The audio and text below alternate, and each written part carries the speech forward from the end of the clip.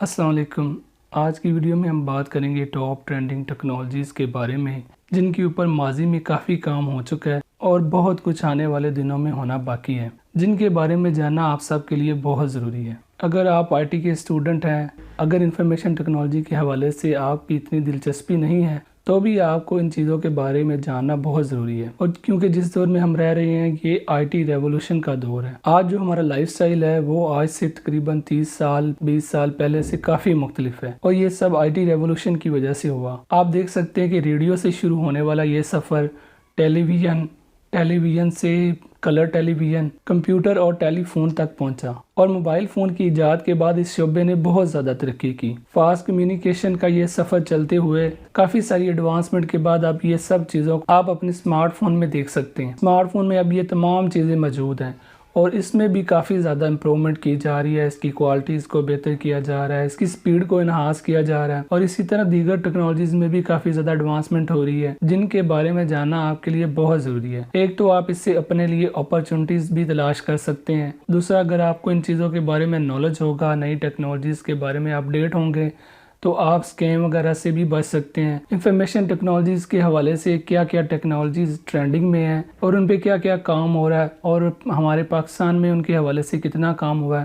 تو یہ ان کے بارے میں آپ کو اپڈیٹ کروں گا۔ میں کوشش کروں گا کہ سادہ لفظوں میں، تاکہ جو لوگ آئی ٹی کے بیک گراؤنڈ سے نہیں بھی ہیں ان کو بھی ان چیزوں کی سمجھ آ سکے۔ تو سب سے پہلے ہم بات کر لیتے ہیں انفارمیشن ٹیکنالوجی ہے کیا۔ انفارمیشن جو ہم عام طور پہ لفظ استعمال کرتے ہیں تو اس سے ہمیں کوئی بھی ہمیں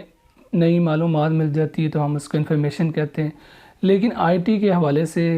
انفارمیشن ٹیکنالوجی کے حوالے سے اس ٹرم کو ہم یوز کرتے ہیں کہ کوئی بھی میننگ فل انفارمیشن جس میں کسی چیز کا مطلب واضح ہو رہا ہو تو اس کو ہم انفارمیشن بولتے ہیں۔ ٹیکنالوجی کے حوالے سے جو انفارمیشن ہے وہ مختلف طرح کی ہو سکتی ہے۔ اس میں آپ کا کوئی میسج ہو سکتا ہے، ٹیکسٹ میسج ہو سکتا ہے، کوئی تحریر ہو سکتی ہے، کوئی ڈاکومنٹ فائل ہو سکتی ہے آفس کی، یا پی ڈی ایف فائل ہو سکتی ہے۔ اس کے علاوہ جو ہمارے پاس پکچر کی فارم میں یہ ہو سکتا ہے، اور ویڈیو کی فارم میں ہو سکتا ہے، آڈیو کی فارم میں ہو سکتا ہے، اور اس کے علاوہ جو یہ سافٹ ویئر یا کوڈڈ پروگرام، یہ مختلف شیپس ہیں اور ان کو ملا کے ہم انفارمیشن بولتے ہیں۔ اور اسی طرح جو ٹیکنالوجی ہوتی ہے وہ سائنٹیفک میتھڈز، کسی کام کو کرنے کے طریقے، پروسیجرز اور سکلز، اور اس کے علاوہ جو ٹیکنیکس ہوتی ہیں ان کے کمبینیشن کو ہم ٹیکنالوجی بولتے ہیں۔ ابھی فار ایگزامپل اگر آپ دیکھ سکتے ہیں، عام طور پہ ہم نام سنتے ہیں کہ پہلے 3G ٹیکنالوجی تھی، ابھی 4G ہوگی، تو یہ 3G اور 4G میں کس طرح سے ڈیفرنس ہوگا؟ 3G کو 4G کرنے کے حوالے سے جو اس کے پیچھے مقصد تھا، جو پرپس تھا، وہ اس کی سپیڈ انہانس کرنا تھا، اس کی سپیڈ کو بڑھانا تھا، کمیونیکیشن سپیڈ، انٹرنیٹ کی سپیڈ کو بڑھانا تھا اور کوالٹی کو امپروو کرنا تھا۔ تو اس کوالٹی کو امپروو کرنے کے لیے جو ہمیں ٹیکنیکس اور پروسیجرز اور ہارڈ ویئر میں، سافٹ ویئر میں جو تبدیلیاں کرنی پڑی، اس کو ہم 4G ٹیکنالوجی کا نام دے دیتے ہیں۔ اسی طرح کوئی بھی ٹیکنالوجی ہوتی ہے وہ ان چیزوں کا مکسچر ہوتی ہے کہ جس میں ہم کسی چیز کو امپروو کرنے کے لیے مختلف پروسیجرز اور سکلز اور ٹیکنیکس استعمال کرتے ہیں تاکہ ہم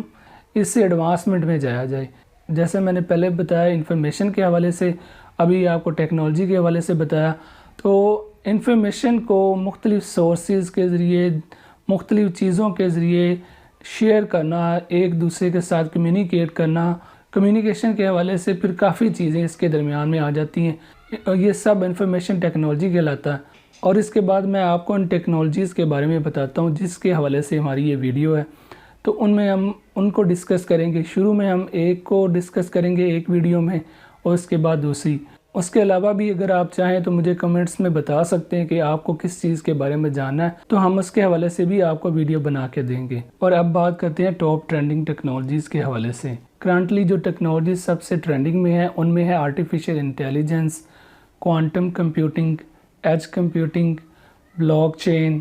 اور اس کے علاوہ virtual reality, augmented reality, internet of things, robotic processing automation, اور اس کے علاوہ بھی بہت ساری ہیں۔ اور آج کی ویڈیو میں ہم بات کریں گے آرٹیفیشل انٹیلیجنس کے بارے میں۔ آرٹیفیشل انٹیلیجنس کے نام سے ہی آپ سمجھ سکتے ہیں کہ آرٹیفیشل ایسی چیز جو کہ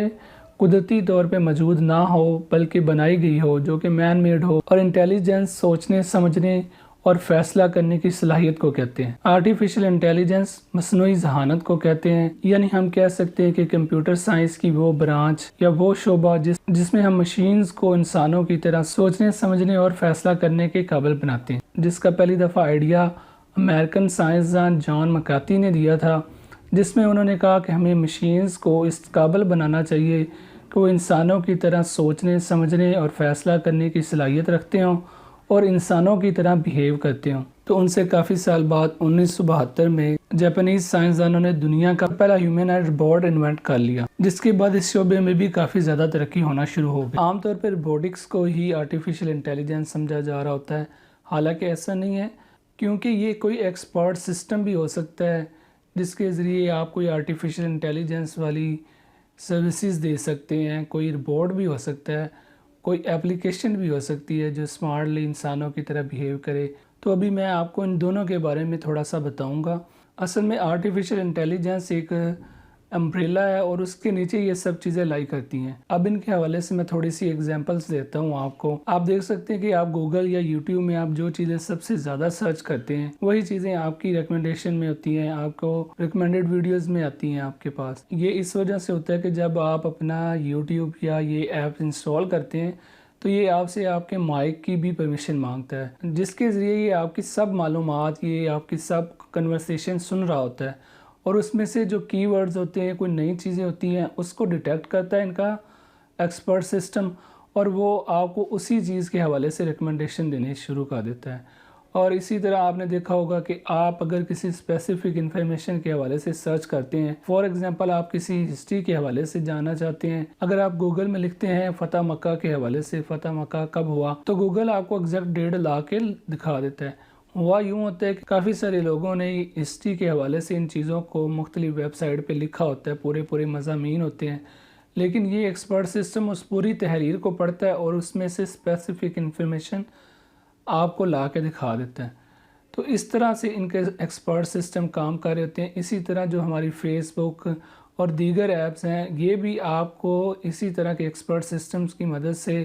آپ کے انٹرسٹ جانتی ہیں، اس کے حوالے سے پھر یہ آپ کو ایڈورٹائزمنٹ دکھاتے ہیں۔ اور اسی طرح آپ دیکھ سکتے ہیں کہ اسپیک کے حوالے سے بھی آپ کے پاس آپشن ہوتا ہے، جس میں آپ بول کر گوگل کو سرچ کرتے ہیں کسی چیز کے بارے میں اور وہ اسی چیز کے حوالے سے ان کے لنک ڈھونڈ کے لا دیتا ہے۔ تو یہ بھی ایکسپرٹ سسٹم کی مدد سے ہو رہا ہوتا ہے۔ کچھ ویب سائٹس پہ آپ فیڈ بیک دینا چاہ رہے ہوتے ہیں تو وہ فوراً آپ کو رپلائی کرتا ہے، تو وہاں پہ بھی آپ کو کوئی ہیومن رپلائی نہیں کر رہا ہوتا، بلکہ ان کا ایکسپرٹ سسٹم آپ کو رپلائی کر رہا ہوتا ہے۔ تو یہ آپ کو یہاں سے سمجھ آ گئی ہوگی کہ ایکسپرٹ سسٹم کس طرح سے ورک کرتے ہیں۔ یہ ہماری باتوں کو سننے، سمجھنے اور انالائز کرنے کے بعد اس پہ رپلائی کرتے ہیں۔ تو یہ بھی انسانوں کی طرح یعنی کہ ہمیں